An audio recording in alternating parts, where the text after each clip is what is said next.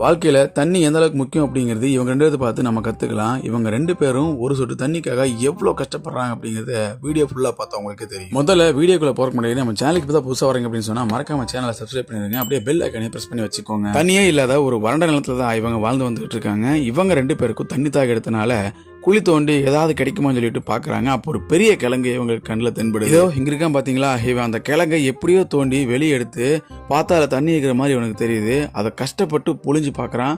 அதுல இருந்து ஒரு சொட்டு தண்ணி கீழே விழுக ஆரம்பிக்குது.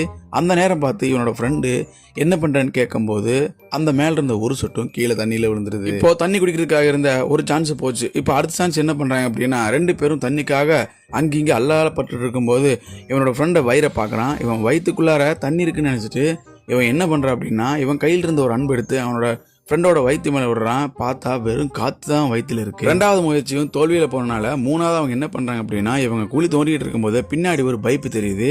அந்த பைப்பை பிடுங்கிட்டு வந்து இவனுங்க தோண்டிட்டு இருந்த அதே இடத்துல தோன்றானுங்க.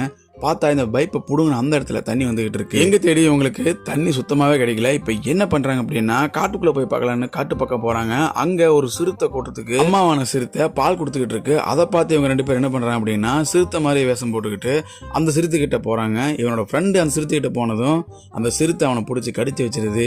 அதை பார்த்து இவன் தலை சரிக்க ஓடி போறான். கடைசியா தண்ணி குடிக்கவே வழியிலன்னு இவங்க ரெண்டு பேரும் வந்துகிட்டு இருக்கும்போது அந்த நேரம் பார்த்து இவங்க கண்ணுக்கு ஒரு தண்ணி பிடிக்கிற ஓஸ் ஒன்று கண்ணில் தென்படுது.